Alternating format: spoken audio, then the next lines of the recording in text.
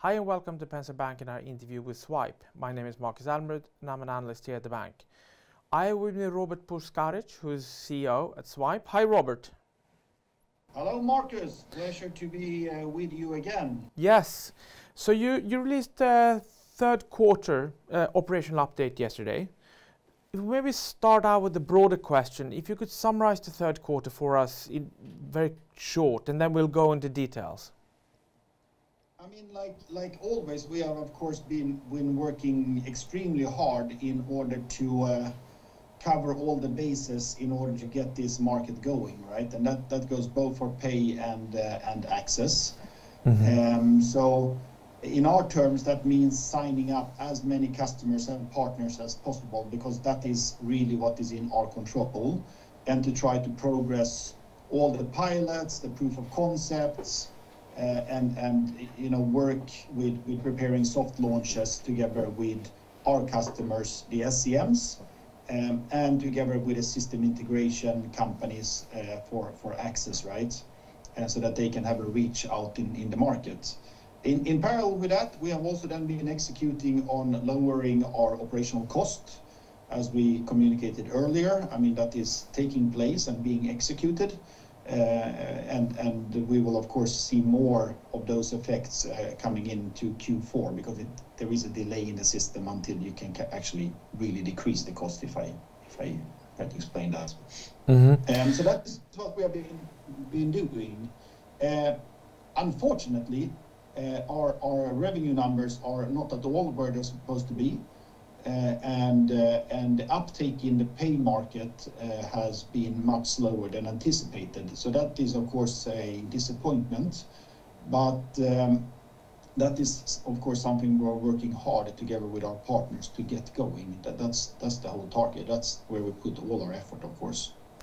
And if we continue before we go into the nitty-gritties, because we'll cover many of these points in the interview and in more detail. Mm-hmm. But yes, revenue numbers are low, but when I listen to you and I listened to your conference call yesterday, the one word that maybe sticks out is that it feels like the momentum is still pretty good.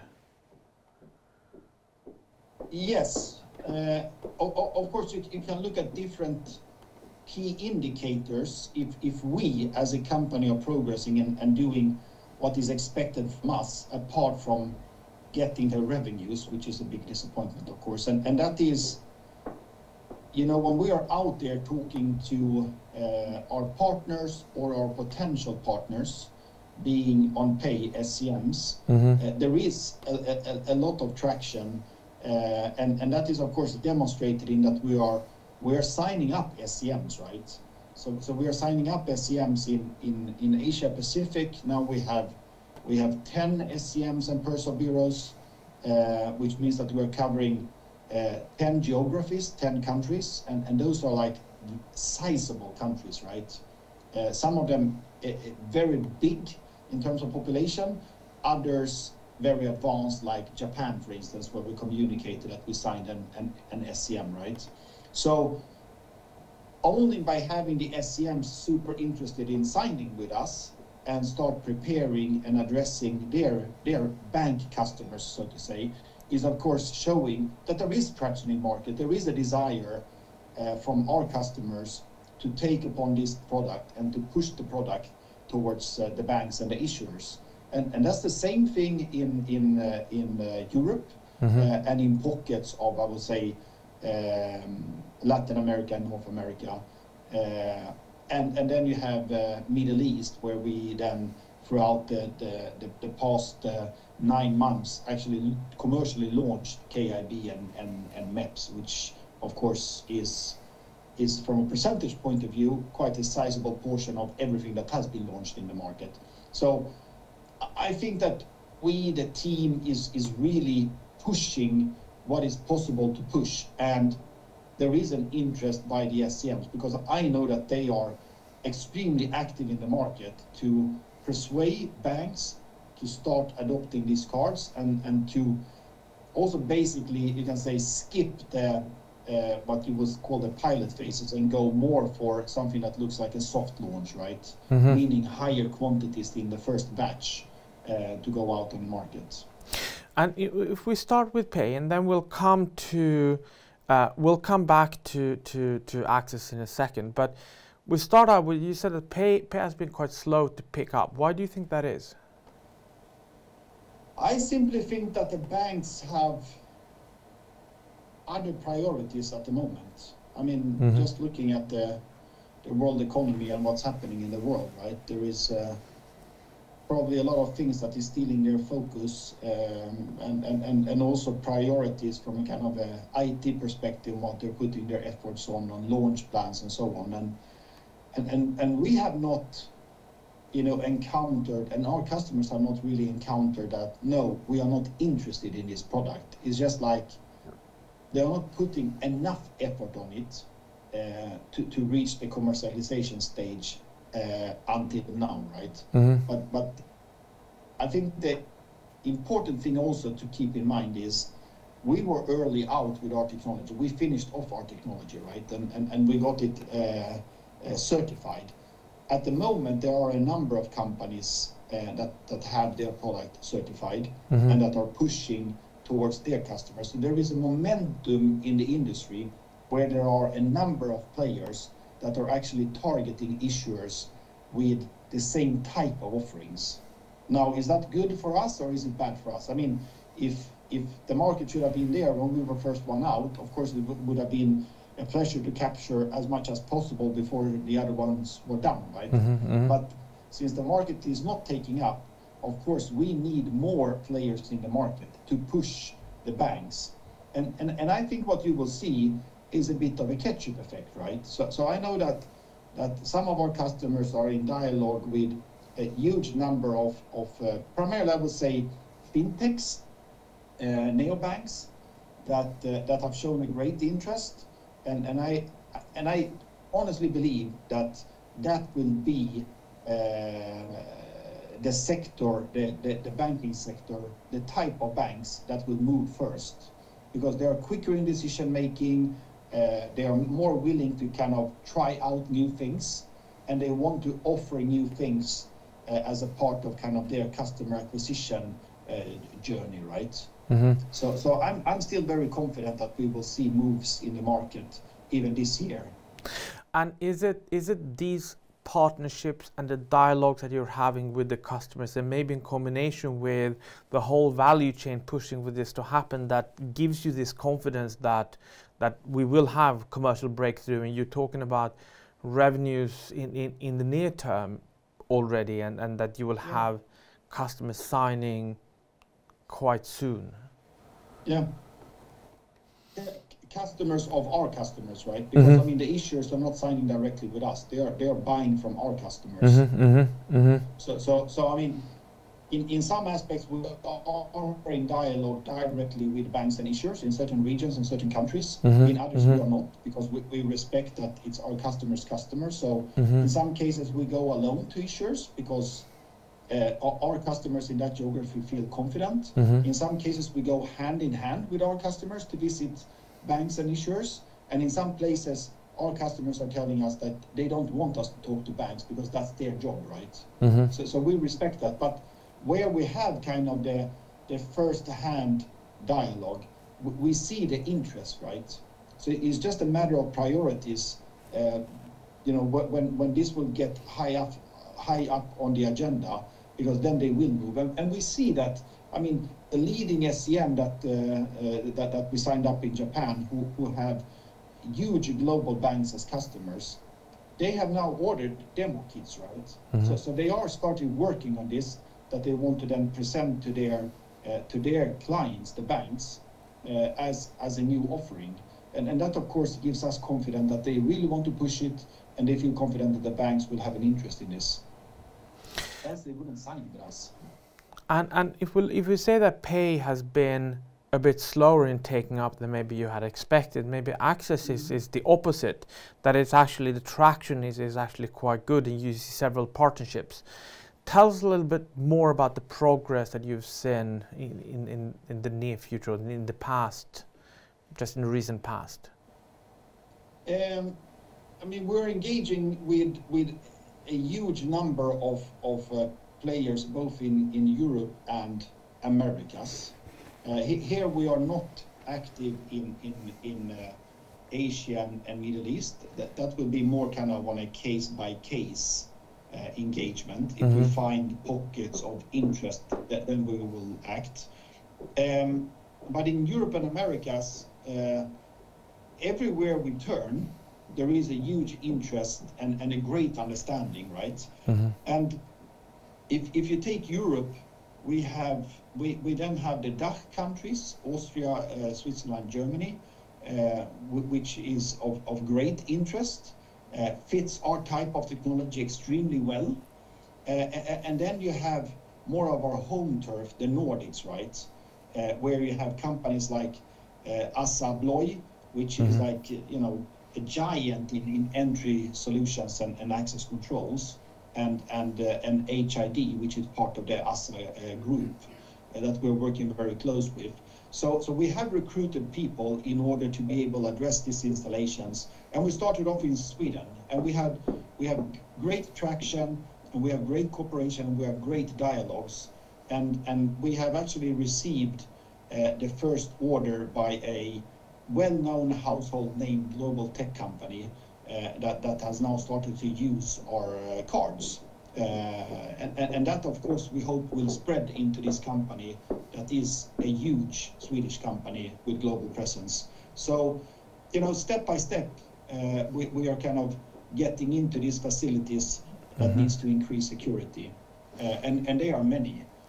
So I mean, also looking at more than 100 government agencies in Sweden, hospitals and so on, we all see that the partners, and this I think is key in access, because we can't go to every one of these locations where you have these government agencies and hospitals and so on, because we're too few, right? So we need to have a very close cooperation with system integration companies and security companies that are the ones that are responsible for, you know, providing the best affordable security for these locations. And they are extremely keen on getting our product so that they can show it to their clients, you know, the 100+ agencies, government agencies and so on. So we see a great traction.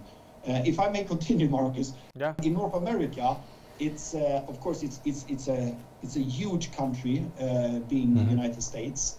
And here we have been fortunate to get in contact with, I mean, we press released Schneider Electric. We are working with a company whose name is MC Dean. I mean, we have a company called Matrix. We are talking to a Berkshire Hathaway Energy Group. We're talking to Prosegur. We're talking to multiple airports. I mean, we have the Civics and the Safe Sky Alliance Corporation. So, I mean, there is a lot of interaction and a lot of interest. And most of these companies, no, I would say all of these companies have ordered test kits of our product, right, to try it out. And I mean, that shows us that they understand and they feel and that this is a good complement to what they are doing, in order to, in a swift, fast way, without a lot of kind of additional cost and a lot of, you know, changing out the current infrastructure, you can easily increase the security on these sites. And I was actually gonna ask about Schneider, because Schneider Electric is one of the largest integrated and full service providers of security systems. So, what does it mean for you to have a partner like Schneider Electric? Of course, first thing is that for us, it's something that tells us that they understand the value of our product, number one. Number two, them being, you know, a respectable tech giant, have actually validated and tested our product and know that it works flawlessly, right? So of course, just by getting kind of the scrutiny by Schneider Electric, who publicly is now saying that they are cooperating with us and offering this to their clients, is of course a huge progress from our point of view. And them being a global tech company, of course now we can pinpoint in every country talk to Schneider Electric, even in Sweden, and say, hey, Schneider Electric Sweden, do you know that we have performed this test in US with your folks, and that we have started cooperating around these cards. So it's kind of easier now to take every local country where we want to be present and connect the dots back to where we have actually tested it. And this is what we're doing with I should not say every, but most of these 20 plus global security companies that you have. Because that will give us a footprint and a reach that is huge out in the world. And would you say that if I look at if I compare pay and access, so pay is the end user in pay is a consumer, right, and the end user in access is the one buying the service is a business. So it's B2B versus B2C, even though you don't sell directly to consumers. Does that make it easier and faster, you think? I think that it's always B2B, right? Because it's the bank taking the decision, and in many aspects they are pushing it out on customers, right? Or maybe some banks will have it as a choice of yours if you want to pay for it. Depends which route they go. But I mean, we are selling to a smart car manufacturer that is selling to a bank, right? In the access space, we are selling to a distributor or a system integration company that is then hunting and chasing and proposing to an individual corporation, right? So it's not your choice if you would have this card that we have here around your neck. You see it? Because it's a corporate credential card, right? You can do many things with it. You can open doors, but you can also get access to certain files. I mean, if you visit hospitals, if you go to Karolinska, Nya Karolinska here in Stockholm, you will see that all the nurses have smart cards, right? They can't access the IT systems without putting the card into a reader that gives them permission. So of course, instead of having a PIN code that somebody else can use, you need to put your thumb on it. It's pretty easy value proposition to understand that, right? Yeah, but that's what I meant. The end customers or the user in the card space is a consumer, whereas the end user in a way in access is this corporation. So that was kind of what I was after. So you were also here talking same question as in pay. You were talking yesterday about commercial orders being very, very close and in the imminent future. And what makes you that confident that this is the case? In access? Yes. Simply all the corporations that we're having.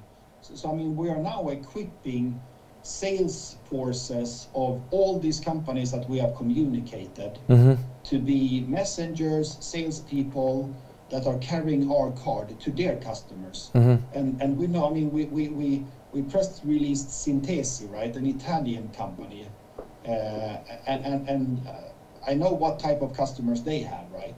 So of course, now when we are equipping them with card, they are showing this card to their customers. We don't have salespeople of access in Italy, but Sintesi will be that arm. So the more of these ones you have, that feel confident that this works, this is something that we can earn money on, and this is something that their customers would easily understand in order to increase, general security, both physical and logical. Then, of course, I feel confident that we're going to earn money on this and actually sell it. And then if you finally talk a little bit about your cost base, and we change tack a bit. So you've taken down your cost base significantly. You announced the cost savings program in the first half results. What does this mean, and what are you doing? When do you expect results, and what does this mean for your burn rate? I mean, our burn rate is coming down, but as you also know, I mean, one thing is that you announce and you make the decisions and you start executing, and people have employment contracts, right? And it stipulates what kind of length of termination that you have. So we will see that our cost is coming down heavily in Q4. And if you will compare Q1 to Q1 next year to Q1 this year, I mean it's substantially lower. So we're looking at operational monthly burn rates basically around 6 million down to 5 even, and they have been up on 9. So of course it's a drastic change. And the reason why it didn't come down in Q3 are these contracts you were talking about, the lag in the execution, just because of the rules being the way they are. That's the reason for it. I mean, people were leaving. They were basically leaving during Q3 and up till the end of Q3. So I mean, we communicated this in, was it June, I think? Yeah. So I mean, June, then you have July, August, September. So that is Q3. If you have three months in your contract, that is the length it takes until we get the cost out.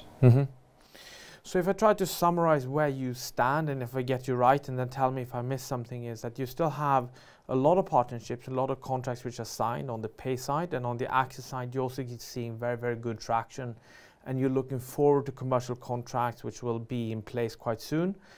And the reason for the cost base not coming down is just the lag, and you will be coming down by, I think you said 25%, going up to 40-50% next year on the cost base in the coming quarters.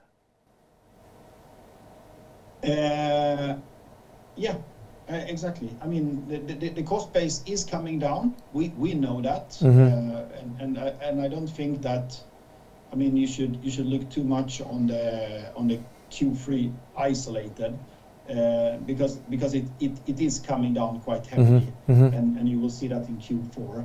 When it comes to the commercial traction, I mean, just by kind of pointing out that we have all these SEMs signed in APAC, in Americas and Europe and Middle East, and then you have all the corporations that we have pointed out when it comes to access, which is, I mean, extremely well known global brands, and I mean some of them are supplying the top tier, cloud companies of the world, without disclosing any names. So of course we have hopes that these partners will start proposing our solutions to these top tier global cloud data center companies as well. You need partners here in order to have a deeper and broader reach, and I think that we are doing exactly that in order to execute. So I'm confident that the revenue will come. Absolutely.